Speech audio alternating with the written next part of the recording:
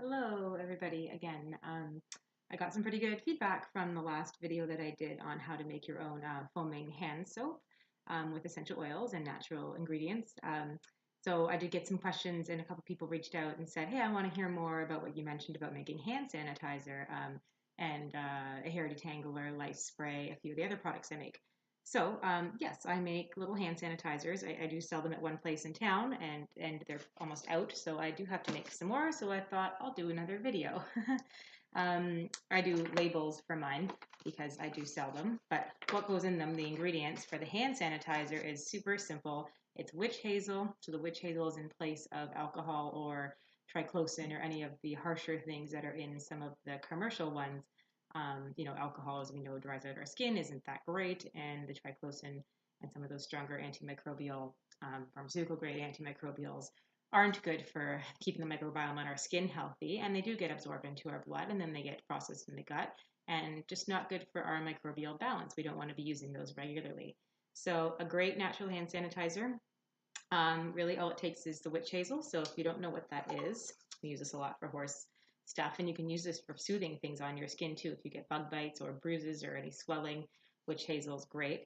So this is witch hazel. It just has that nice astringent quality, and it leaves your hands feeling very nice and clean and refreshed. And then, of course, the oils are the antimicrobial part. So when you go and want to buy materials to make your oils at home, you can go on Amazon or some different oil supplier sites, and they'll come with little bottles like this. This is a 2-ounce size. A 1-ounce size is good too, depending how big your purse is for carrying the hand sanitizer on the go. Usually these kits come with these little pipettes and these little funnels, so they make it easy. I'll get everything ready to go usually, so I have my witch hazel in this cup, so I can just pour it. I have my distilled water in here. I like using distilled for these products that I know are going to be sitting for a long time, versus tap or filtered water. Just the distilled is the pristine, totally clean way to go, so nothing spoils. And then, of course, your oils. So for a bottle this size, I would put about, I don't know, I'm just going to fill it like an eighth of the way with witch hazel. I just eyeball things. So about like that. When I'm making them very professionally, I'll blend them up and make sure they all have the same amount. So we're doing that, and then we are just doing our oil. So for hand sanitizer, I use doTERRA's On Guard, which is their version of a Thieves oil blend. So you can use other brands of Thieves. You can, if you don't have Thieves, but you have rosemary and orange and clove and cinnamon, you can just blend those guys together to make your kind of own version of Thieves. So yeah, I'm just going to use the doTERRA. I'll get a little funnel out. Going to do maybe, oh, this bottle's getting low. Another one here. Where's my other one? Going to do about 10 drops of this, and then I'm going to add a couple more of clove and cinnamon just to spruce it up a little bit. I find the doTERRA On Guard has a little bit of a orange, extra orange and citrus to it, versus some of the other ones have a little stronger clove and cinnamon. So I'm adding 2 more drops of clove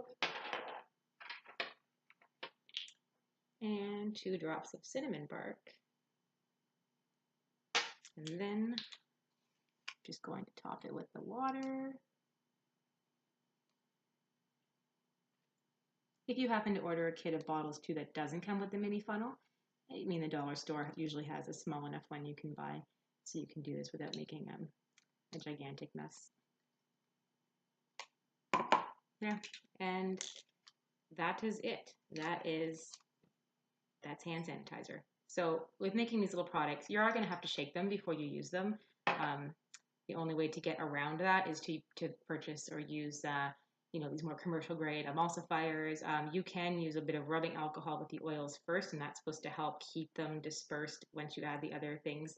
But we're trying to get away from using the alcohol, so to me, it's no big deal to just shake before use, and then you're keeping it very easy and natural. So this is the hand sanitizer. I know so many people I give this to for gifts. People purchase them. They're great. These cost $6 for me too if you don't want to do this at home and just buy one anytime. Or kidding around, the Play Gym and Collingwood has some on their, well, they're out right now, but we'll have some more on their shelf soon. And then to get into more of things for your skin or for your hair, so an after sun spray, I would like to use usually lavender, at least lavender for sure, and lavender and frankincense ideally. So for the after sun spray, you can do a tad bit of witch hazel if you want, or you can just swap out the witch hazel and do the aloe juice. So again, just that like little bit of aloe juice, um, just like a tablespoon of liquid coconut oil with a pipette, little bit of the liquidized coconut oil, and then your essential oil, and then just top with water again, and you have a nice after sun spray that's very soothing for if you've been out in the sun or just soothing for your skin, anyways. And then you can also, that same concoction, if you're using it for the hair, you could use the aloe or leave the aloe out and just do the coconut oil with the oils in the water. But I wouldn't do the witch hazel part for the hair. Um, so once you get to know these ingredients, you just play with them, and depending if you want it to just be a detangler for your hair, you can just use like a lavender, something soothing like that.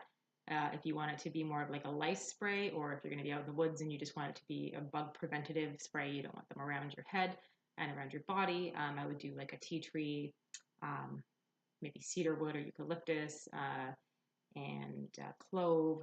You can just research oils, and the more you get into this, the more you'll learn which oils are really for what. The only thing I would say to avoid when it comes to putting it on your skin or your hair, especially if you're going to go out into the sun, is anything in the citrus realm, because citrus oils can be photosensitive and can cause burning. I mean, you'd have to really have it on there and have it in the sun, but it can. So yeah, even though it's like lemon and lemongrass and orange are good for repelling mosquitoes, I wouldn't go spray that on your skin if you're going to go into the sun.